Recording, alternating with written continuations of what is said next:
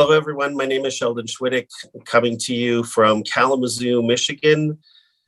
Was very grateful and honored to be asked to be a part of the New Jersey Self-Determination Conference, and I'm really looking forward to talking to you a little bit today about circles of support and why they matter.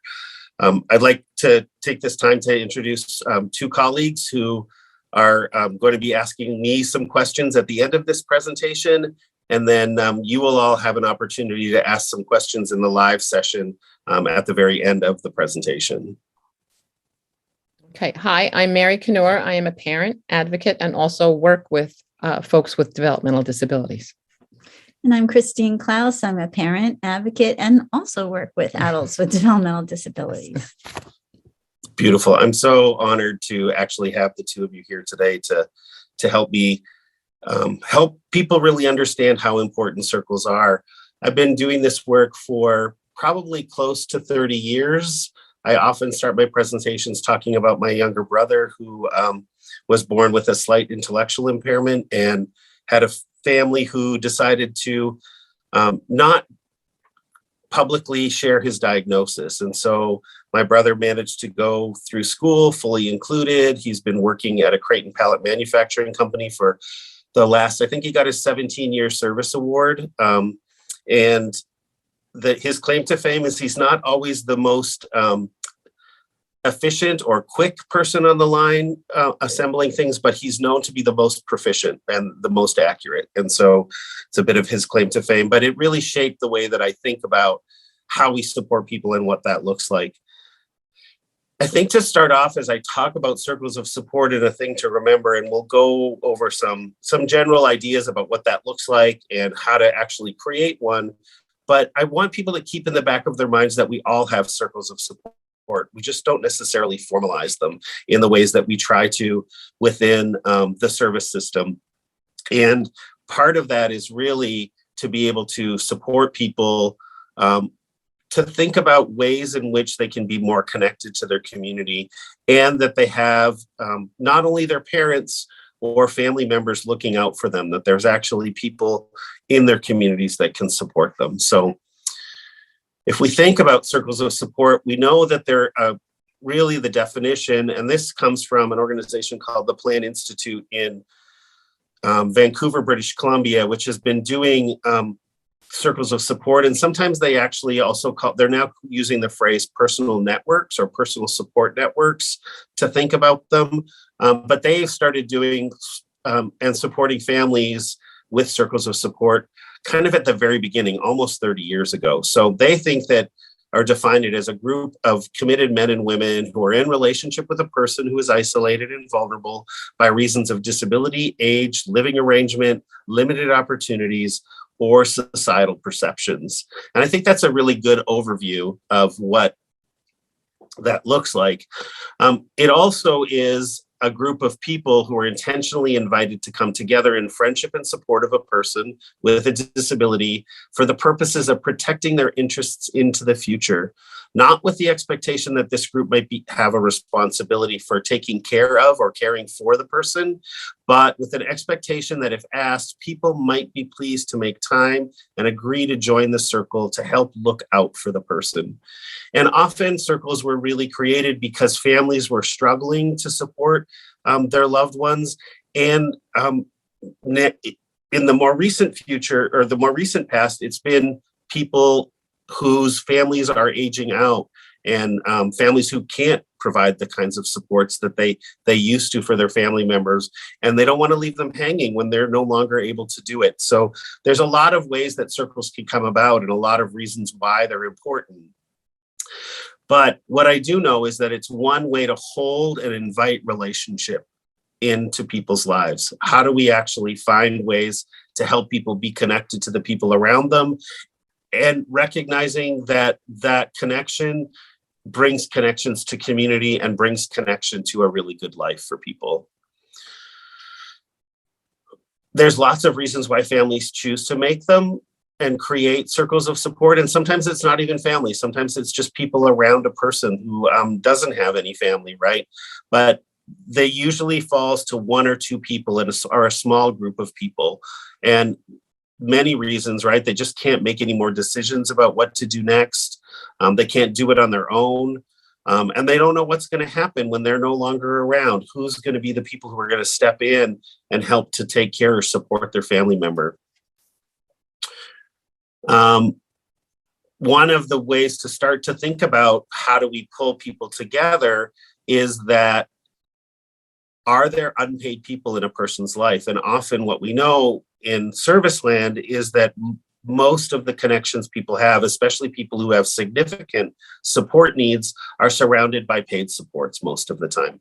And we recognize that the system isn't necessarily responsible for helping or making sure a person has a good life. They have a part to play in it, but we all have a part to play in making sure that we have good lives, and the people around us do as well.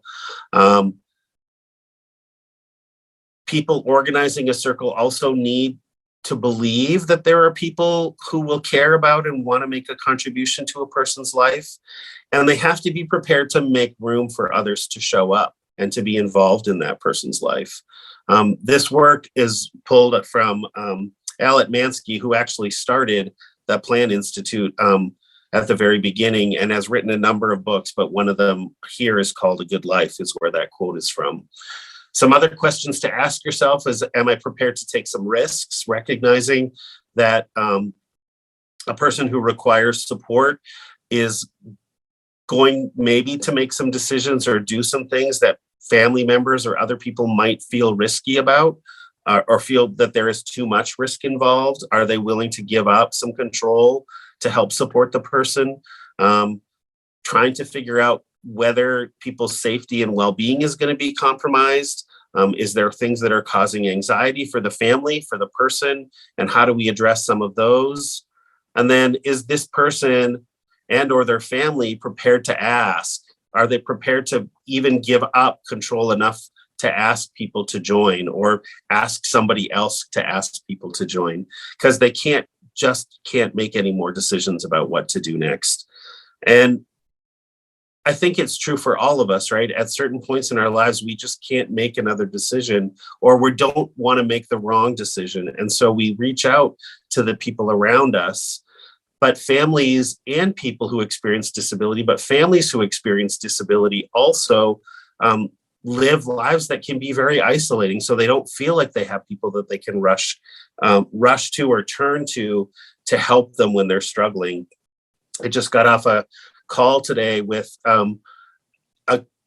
three parents, all of whom are also professionals and who are thinking about the connection between disability and resources for people of color, and trying to figure out, like, what are the cultural norms that are getting in the way of that. And I think families who experience disability, there are lots of cultural norms that we've been acculturated around about asking for help, about who should take care of it.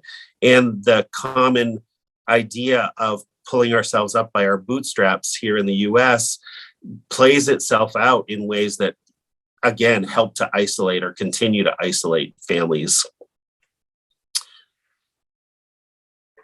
In a world where relationship is the number one safeguard to vulnerable people's lives, circles may offer a beginning place for relationship to take place.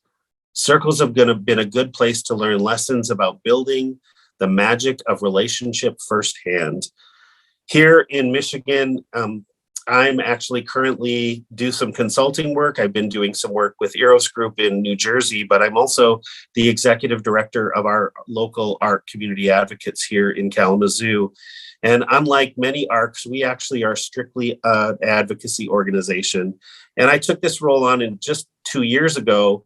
And for me, my passion is really about people living self-determined, connected lives in their communities, and recognizing that circles are a big part of that. So one of the first things I did is I have a number of connections in the state of people who've been doing and utilizing person-centered practices and circle building for decades. And so we've started what we're calling the Person-Centered Planning Think Tank here in Michigan. And one of the things that came out of those conversations is that if we really wanted people to understand how to develop circles, that we better be up up to speed on what it takes, because some of us haven't really facilitated a circle for a number of years. For me, it had been well over a decade. And so we identified somebody here in Kalamazoo who we support through the ARC, and asked them if they'd be willing to help us learn what it took to really pull a circle together. This person is really well connected in the community, really well connected at the state and national level, and the local level, serves on a couple of boards, but also doesn't have very much family involvement, and came to the ARC and asked us if we would help them think about how they could get a political science degree because they're so embedded in the work. And she experiences an intellectual disability, is an amazing self-advocate and an amazing advocate in general. I'm trying to move away from using the definition self-advocate, but she needed a circle because it's going to take a bunch of us some time to help her weed through and go through the steps that it's going to take for her to get a degree, right? She's going to start at community college. We're going to look at university, but we're always looking at it through the lens that she's going to graduate. And I think my favorite part of this conversation with her has been she wanted to get her undergrad in political science, but she's now decided that she needs to get a doctorate. And so just being supported was an opportunity for her to dream her big dream as opposed to the little dream of getting an undergraduate degree. It may take her 2 decades to do that. I don't know what that's going to look like for her, but I want to be on that journey with her because I think it's going to be a very interesting one. And I'm grateful that I have a group of people who understand circles because this is going to be a complex situation. That's true for all circles, right? They all bring things to relationship, right? And so we ask the question, who is a circle for? And I think this is a really important part of the conversation because there are 2 kinds of circles. There is one for a person who needs significant support, but there can also be a circle for the parents or a family member, right? That those are all really important pieces of that. So recognizing at the beginning, we've started another circle for a young man here who's just about to graduate from high school. And what's really evolving right now, because we all know about teenagers at that age of 18, that he may not be as interested in getting advice and support from other people. And it's turning in some ways to be a circle of support for his family. And the people who are involved in that, in really providing some family supports to think some things through to help support this young man as he transitions out of high school and into the community and into the job world or continuing his education, whatever he might decide. So when we're developing circles, it's really good to be clear about who the circle is for and to be willing to make some adjustments along the way. So recognizing the circle is still for this young man, but our work right now is really supporting the family to support him. And so that may evolve and change over time. He's trying to invite some people in that's going to make it feel more like his circle rather than his parents. And it's not unusual for circles to split, for a circle to split off and be a support for the family, and then also to be another one that splits off to become a support for the individual. At the end of the day, we want the circle for the individual to take priority, that we're really focused on them as people and making sure that they get their needs met. And that sometimes means not necessarily agreeing with the family, that we may actually think about as a community member and somebody in relationship with the person that, moms and dads are going to be moms and dads their whole lives. Friends have a different role to play. And sometimes that means not necessarily agreeing with the family, right? I love the circles that I've been involved with where peers would look at family members and go, well, I don't know why you're expecting him to do it because there's no way in hell I would be doing that, right? And for that to be a part of the conversation, right? Somebody in the best interest of the person at the center may not agree, and the circle has to grapple with that and find the best solutions along the way. What is the purpose of a circle of support? That's also a good question, right? Is it just about making connections and having friendships with people? Is it about planning? Is it about the person being engaged in their community? Are there other things? a circle can be all of these things, but again, they tend to change over time. Often circles come out of a planning process. Maybe it's a map or a path, or where a group of people have gathered to think about what a future might look like for someone. But often friendship and community engagement are also parts of it, right? Who's willing to show up and be a part of the person's life? What can circle members be expected to do? Again, that's really up to every individual circle member, right? We ask people to kind of sign on for the long term, as long as they possibly can. I think about circles that I was involved in when I lived in Toronto that I'm not involved in any longer, but I made years-long commitments to people. And then even while I was here, I was still a member of circles that were going on. I think about my friend Judith Snow and being a part of her circle, even after I had left Toronto, and then also became an informal member of the circle, right? Where she would call me up and we would have some conversations about what she was doing or thinking about. The other side of that, though, is, of course, she was also one of my circle members. Even though I didn't necessarily have a formal circle, I would be reaching out to her for the same thing. And it often was around support and decision-making. But we want people to make some kind of a commitment, even if it's literally to say, I'm going to show up with help with the planning meeting and do a map or a path, and I'll decide after that, or that's all I have for right now, right? And just remember to keep inviting me, because I may change my mind, right? Or I may find that I have some time to be able to do that. There's no one way to do this, right? That's the thing that I think about. The other question that we often get asked when we're talking about circles is, who should we invite? And I think this goes back to many of you in the sector will recognize these ideas of circles and connections, right? This is another way to think about relationships. Who are the people in each of these sections of a person's life, right? Who's the most intimate? Who are the people they most depend on? Who are they friends with? Who do they have some relationships with? Many people might be in, being part of some kind of day program or day activity. Are there people there that they're connected to who we could invite? And then I also think about those circles of participation. And do the people belong to some kind of a sports team? Do they go to a craft night? Do they belong to their church? Are they, helping to lead a Sunday school class, or do they just show up every week, or are they part of the choir? Who are the people that we can ask to be a part of that? And then that last circle, that circle of exchange, is really about where money changes hands, and often the service world or the service provision world ends up in that. But I think we have to look outside of that when we think about circles of exchange, particularly for people who experience disability, in recognizing that we can be intentional about and miss the relationships that people have in their own lives for connection, right? Who cuts their hair for them? Who's their dentist? Who do they make connections with at the doctor's office, right? Is there somebody at the front desk who is very intentional about connecting with somebody and what that might look like? So all of these circles have opportunities. And I would say, if you're starting a circle, can you find one person in each of those circles of relationship to invite in? And it may feel really risky, but I always fall back on the idea that my friend Tom Kohler had, which is that most of the time we forget that people want to notice us struggling or our family struggling if we're connected, and they're just waiting to be asked, what can they do? And this is a really simple way. Can you show up once a month or once every couple of months and help us think about how to make sure we have a good life for Joe, right?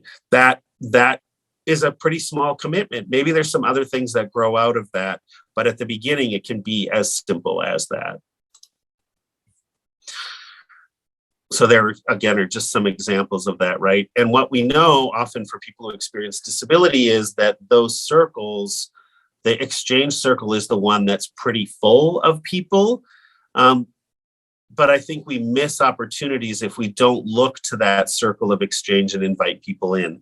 That circle that the think tank is helping support probably a third of the people are connected to that person through service provision, but there are a number of them who have or continue to evolve in their relationship. Somebody who was just her supports coordinator and has moved on to another job and moved actually and lives in a different town. She lives in Grand Rapids, which is just north of here, but who's made a commitment to be a friend of Sarah's and to continue to show up and be a part of her circle. So again, asking people who might be unlikely suspects. And fortunately, this person's circle, she's really good at asking people. And so people are showing up, right? And we need to get better at asking them and asking people around us. So the other thing I think we forget, and this is something that my friend Shelley always points out when we're talking about circles, is sometimes you can give up the asking to somebody else too. You can just come up with the list or the thinking and say, because it's way easier if I was on a circle, it's probably way easier for me to ask if you want to be a part of somebody's life or somebody's circle, because I don't have so much invested and I'm okay with hearing the word no. For some family members, that can be really crushing because they've heard no so many times. Like I said, in community, people are just waiting to be asked. Tom Kohler was the executive director for that Chatham Savannah Citizen Advocacy Network and worked really hard to help get people back into their communities, but did it in a way that actually he continued to map his community and ask people to actively participate in people's lives. So they weren't creating group homes. He was helping make connections between people who he thought were like-minded and then help them to continue to be in the community. So figuring out roommate situations, a family adopted somebody that they met through Tom's work. And so there's lots of ways that could look. For those of you who really would love to hear a good story of how he did that work, there's a book through Inclusion Press called Wadi Welcome. And February is traditionally a time that many of us do a reading of that. So I'm actually going to have my staff read Wadi Welcome at our next staff meeting as part of our own professional development and to honor Black History Month, because Wadi was definitely a mover and a shaker in his own community because people figured out how to support him. What are the roles for circle members? We know that there's a person at the center, right? That they're the focus person. We know that there are other circle members that we are going to invite in. It's helpful often for circles to identify a facilitator.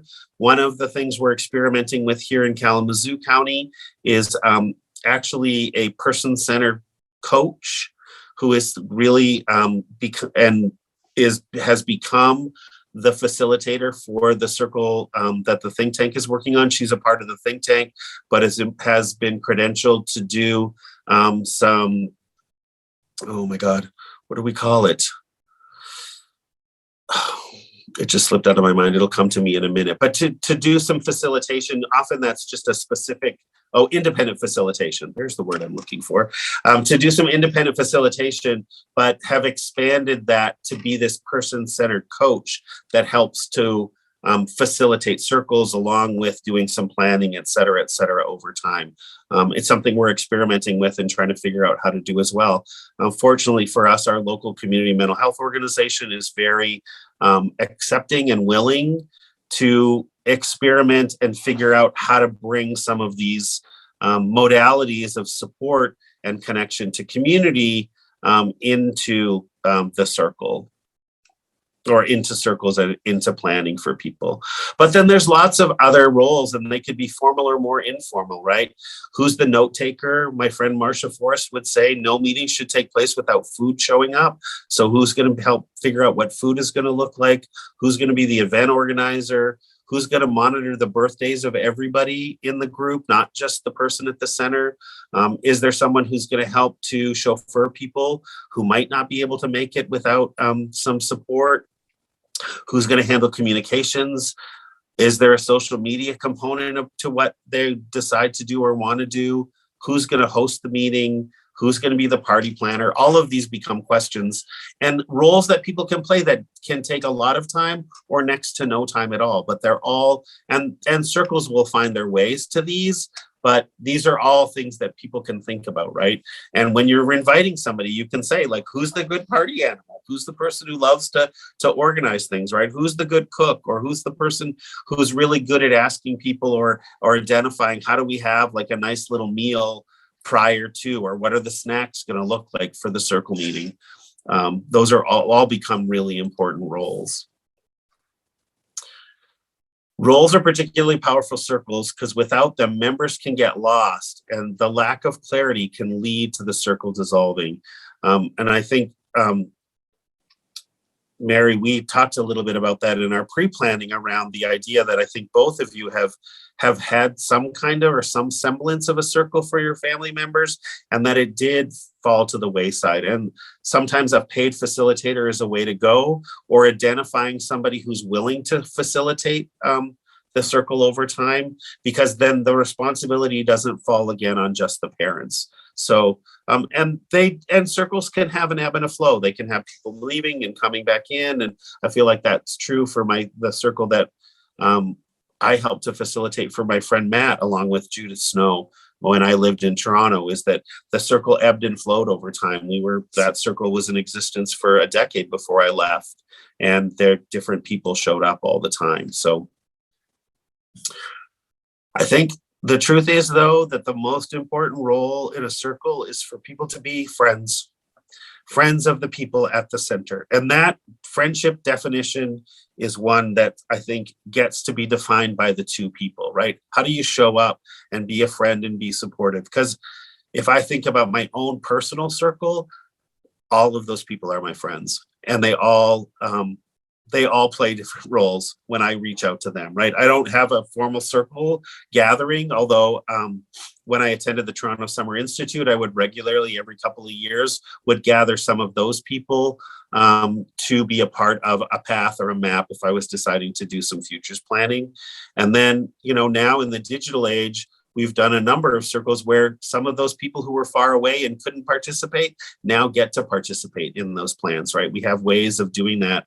I've done a number of paths in New Jersey with Jen through COVID, where we had some people meeting in person and we had people on a big screen television so that we could include them and figure out how to make that, because people wanted to be a part of it, right? People are there because they choose to be in an unpaid relationship with the person at the center. That's what it really boils down to. Even the people in the circle I was talking about who are paid are showing up after work, and it's not a paid relationship at that point, right? They bring their expertise, but they come because they are connected to that person and they want to participate as a friend. I shared all of my personal experiences, so I'm not going to go deep into that, but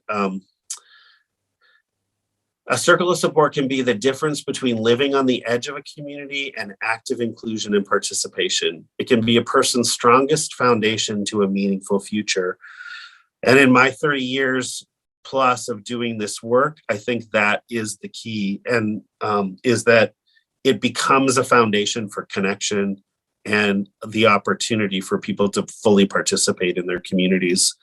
I think, again, I was talking to the two of you about my own brother and the struggle, and maybe I didn't, I've been talking about it a lot, it's on my mind right now, is figuring out how to support my brother who lives in Manitoba and I live in Kalamazoo, Michigan, who actually does need a circle because our dad has passed away, my mom lives further away, she's aging, and we really need to identify what are some supports going to be in place. So this doesn't go away. And I speak to it from professional expertise, but I also speak to it from personal experience, that it is an incredibly valuable tool. And I think one of the most valuable tools in helping people live self-directed lives, because our self-direction comes from us reaching out to the people around us who we know, love, and trust and are in relationship with to help us make some of the biggest decisions in our lives, as well as the small everyday ones.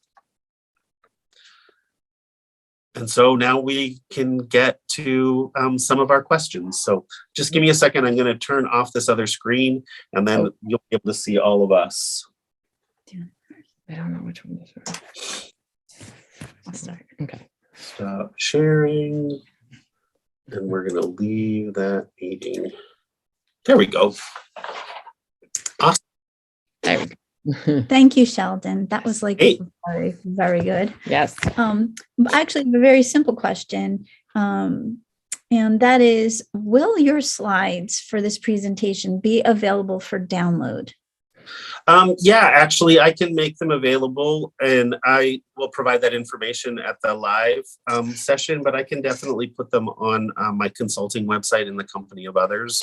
We'll make sure that there's a link there to them. Terrific. Because I think even listening to, having done some work with you, just preparing for this conference, you hit a lot of good points that people probably won't just remember by listening to you. Yeah.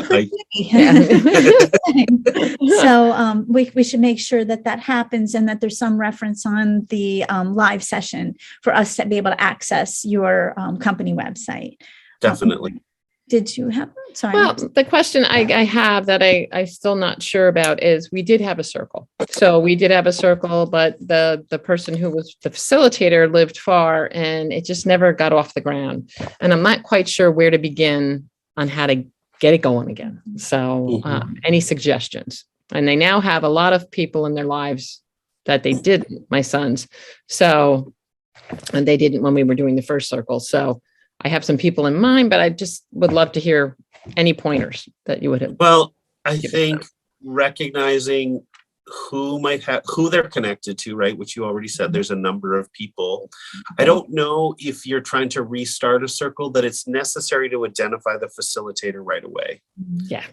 I think inviting people in is the key, and then being explicit about some of that, like that we're going to need someone who's going to take on the role of being the facilitator, and using the notes that I had of all the different roles that can be on the thing. And maybe in the beginning it is a parent who's doing some of that stuff, but over time finding the right person. And the thing that I have discovered in this work more than anything else has been that people, if you put it out, will show up to fill up the space. They will show up and identify themselves as being willing to be a part of it. But don't have any blinders about who it is you invite. Okay. Literally, if you feel there are connections with people, you should be inviting them, whatever it might look like. Very good. And don't be afraid to ask them more than once, right? They might say no, and then you go have a couple of meetings and you'd be like, we really think that you would have something valuable to offer, to be able to ask them again, right? Some of the work that I did here in Michigan was really around a culture of gentleness. So how do you recognize the gifts of people, and then how do you build them up, right? You don't have to badger people, but you can say, I know you're really great at this thing, and this thing. And I think we need some of that in the life of my son. So we would love to have you come.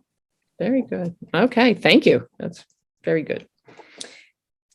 You kind of answered the question I was going to ask, which was, any advice when you have like a parent that's trying to start this on their own? They're coming at, like, for example, Sheldon, I live in a very rural area. Yeah. So there are no sidewalks. The speed limit's 45 and everybody's 3 acres or more. Yeah. So, it's kind of hard to invite people. So, like, even when you do invite people, you said it before, sometimes you kind of, you don't want to hear the rejection. You're so desperate, and you, it's almost shies you away. You're like, okay, I tried this isn't working, or this is too overwhelming.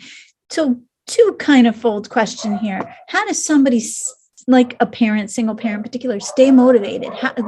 What would your advice be to them? Sorry for the dogs. Yes. All right. But what would be your advice? This is culture. It's fine. So it makes me think about a number of things, right? Like I get living in a more rural and more spread out area, but I'm imagining that there's I've spent a lot of time in different parts of New Jersey now in the last couple of years that I think almost 3 years that I've been coming there. And I look at Jen and the work that she's doing at Eros Group, but I also look at Jen and the way she is in her own community, right? She's lived in New Jersey all her life, but she's lived in the location she's lived in for not a very long time. Well, not, sorry, for quite a long time. And so she has connections, right? She knows all of her neighbors. There's a neighbor that she would never think of going over to and asking for help, right? Like that's already known. The community knows that, right? The community knows that that's not the person whose door you're going to knock on.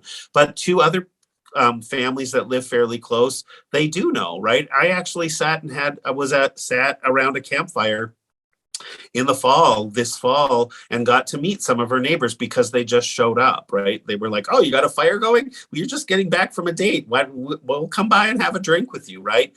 And so it's looking at those little places, right? We just did a workshop there, and the place that she wanted to do it was going to be too far, and she didn't really want to spend any money. And so she went down to one of the local restaurants who doesn't open up until 2:00 and said, could we use your space? What would you charge us to use your space for a 4-hour meeting for a couple of days before you open the restaurant? And he was like, well, come down and talk to me. And she came down, and he handed her the key, and he said, just make sure everything's back to the way it was at 2:00 when we open, and it's yours. And she's like, well, what do I owe you? He's like, I don't know. Just give me something nice. Like, you decide what it's going to look like. Right. And so I think it is just recognizing what relationships we have, right? Do you go to the local, there it's Dunkin' Donuts. Like, do you go to Dunkin' Donuts? Do you know somebody on a regular basis? Like, those are people who might be willing to come and hear what you're struggling with, and to hear who your son or daughter is, and to help think about that. And I think about that also, right? How do we be intentional about creating community around people? Sometimes it's just showing up in the same place regularly. Is there a grocery bagger who you see all the time when you go buy groceries, right? And maybe they don't live right next door, but from what I know about New Jerseyites, they're willing to travel. They travel all over the state to be connected to the people they care about. So there's that piece of it as well. And then figuring out the Zoom component. I mean, I think in person is critical, but you can figure out a Zoom component where people can at least be able to chime in if they can't make a particular meeting. So don't let geography get in the way of it either. So the second part of the question is it okay to start your circle with just a few people and then fail? Yeah. Okay. Yeah. Okay. So it's worthwhile. I think anything to get momentum is going to be helpful. Okay. To be perfectly honest. And if it's a small group of people, the circle that I talked about for the young man right now, it's actually him, his mom and his dad, his aunt and uncle, another aunt, and then an old family friend who's connected to him, who knows that he has some connection. So that's what it started with, right? The young man's decided that he's got a friend he wants to invite in, and he started seeing a therapist, and he asked his therapist to join the conversation, right? And she's coming not as his therapist, she's coming as somebody who's a community member, right? Like, she's identifying herself as that, not what goes on between them in therapy is not what she's coming to provide to the group. She's coming to the group to provide some support for him because she cares about him at the end of the day. Very good. And I have one, and I've worked with a few people like this, people who have no one. So you move someone out of one of the local institutions and their family's either dead or gone or lost touch over, many, many years they've been in the facility. And really, they may only have connection to staff. Now, I realize staff could be invited. That would be one thing. But any suggestions, but especially in such an isolated environment as that, any suggestions how to get one off the ground? I think you have to build on the connections the person already has. So if that is, but it's a different kind of ask. So there's obviously some supports coordination that would be involved. There's obviously some medical professionals or an agency who's involved, as well as staff. Mhm. I think staff are an incredibly valuable resource around some of that because they know the person fairly well. But when they first move out, it probably isn't going to work for them to have a circle, right? But as staff gets to know them, then you say to the staff people, is there somebody you know who you feel like might just click with this person, right? Someone in your own life who you'd be willing to invite. For me, the thing I think is critical in all of this is to be as creative as possible and to not worry about whether they're deep connections or not. I think about some of the people I supported when I worked at a group home, and two of them, my friend George and my friend Scott, were both big flirts when they were out in the community in their own ways, and I could imagine finding people that way. Yeah. And so I apologize, Sheldon. We are up in time. Yeah. So thank you so you. much Yeah. for everything you've taught us today, and any information that you can share. Thank you for the work you do. Yes. Thank you. No problem. Thank you. I look forward to answering some more questions at the live part of all of this. So thank you all. All right. Take care. Thank you.